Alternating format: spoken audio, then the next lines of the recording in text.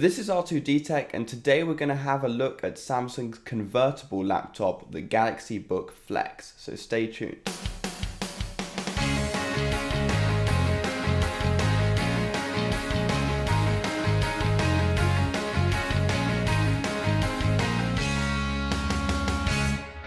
So straight away there are two options for this laptop, either the 13.3 inch or the 15.6 inch models. One is obviously quite a bit larger than the other. Both come in two colors though, either silver or royal blue. I personally think that the royal blue is slightly more interesting, but if you're a businessman in the business world, then maybe silver is a bit more professional. Now, if you hadn't noticed, the point of this laptop is that it's a 2-in-1. So you've got that touchscreen display and you can fold the keyboard all the way back to put it into tablet mode, or you can also have the screen upright so you can browse the web or view movies or documents. And one thing I will mention is that it seems that there is quite a bit of rock on that display. So when you tap the screen, it does shake a bit. And that might be a bit of a problem, although to be honest, it's not a huge deal.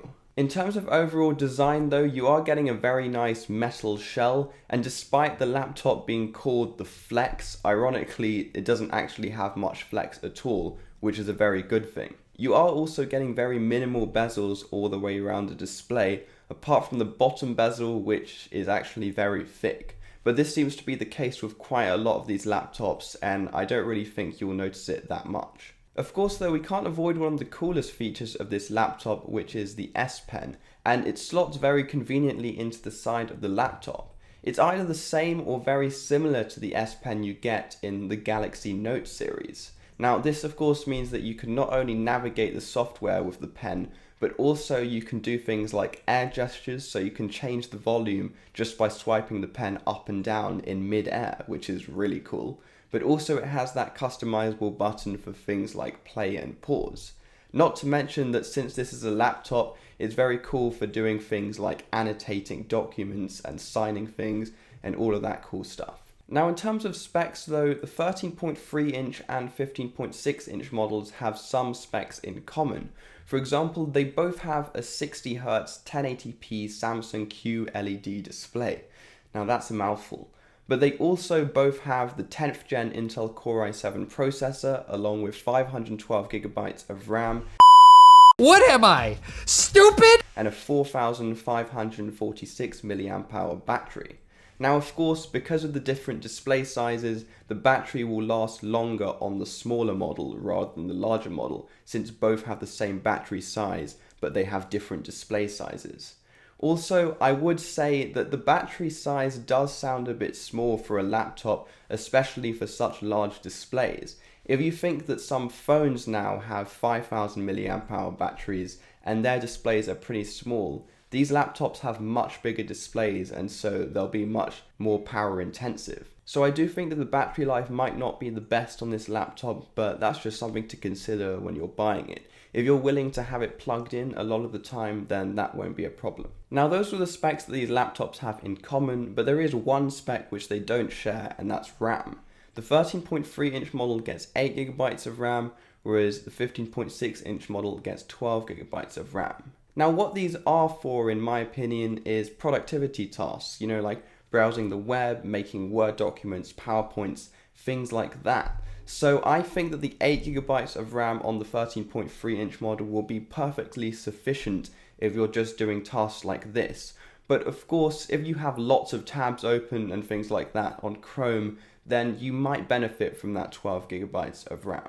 Right, so as I just discussed, this laptop is mainly for the light productivity tasks, and so the I/O doesn't have to be too extensive. But I think they've given you quite a nice selection here. They've given you a headphone jack, which is always really nice to see, and they've also given you one USB-C standard port on the left, but also they've given you two USB-C Thunderbolt 3 enabled ports, which is great if you want to plug this into stuff like eGPUs or even other displays. The power button is also on the side, but one of the coolest things which they've added is actually a micro SD card slot. And this is very cool, especially if you want to have some expandable storage, but also if you just want to transfer files from your camera, for example, onto the computer. To be honest, I wasn't expecting this on such a small portable laptop, but it's definitely a huge bonus, especially if you're a creator. Yes though, since this laptop isn't intended for very intense programs, you do expect it to be quite good at media consumption, and I think it is. They've given you AKG tuned stereo speakers, one on the left side and one on the right, and I think that will provide quite good stereo separation, and the sound quality is meant to be quite good.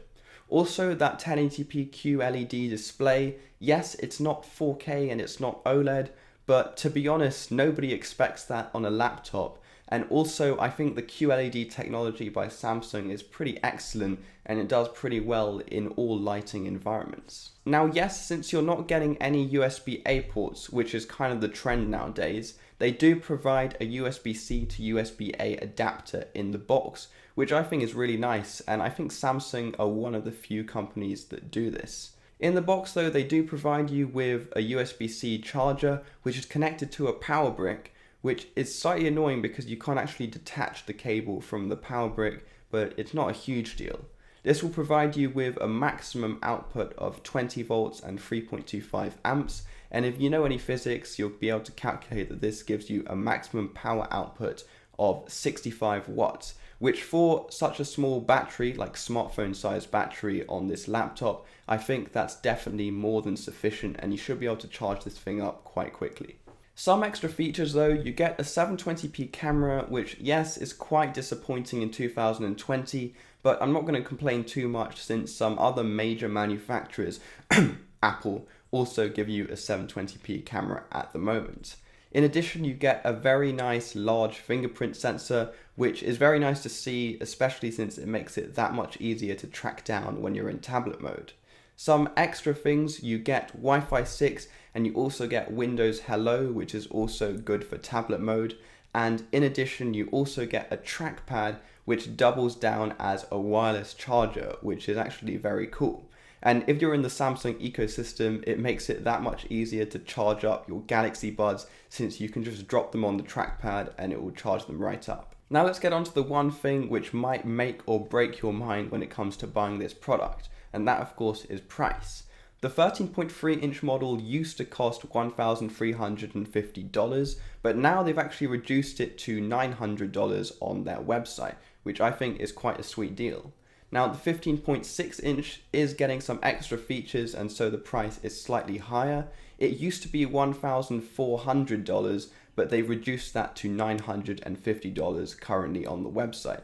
I'm not exactly sure how long those deals are going to last, but at least they're there right now. One unfortunate thing though is that these deals only apply in the US at the moment, and so if you live somewhere else like in the UK where I live, then you're going to have to pay either £1,350 for the 13.3 inch model or £1,400 for the 15.6 inch model, which is quite a lot more expensive. Just looking at those prices though, I'd say you should only really buy these if you can get them with those really good deals, because that puts the price lower than a flagship smartphone currently costs, and I think that's actually pretty sweet. If you live in the UK though, or somewhere where these deals don't apply, then I don't really think it's worth paying £1,400 for this laptop, even though it is really cool and it is 2-in-1. Definitely though, if running intense software is not at all a part of your life, or you live in the US where you can get it with those really cool deals, then this is a really great 2-in-1 productivity laptop, apart from the battery life, which might be a bit sketchy. In that case, if that's you, then this might be a pretty sweet deal. Overall though, there's no denying that this has a very premium build quality, along with some features which you rarely see on other laptops, like that trackpad wireless charging, and so I will say that this is a very nice, cool piece of tech. Anyway, if you liked the video, then hit the thumbs up button, and if you really liked it and you want to see more content like this in the future, then consider hitting the subscribe button and notification bell below.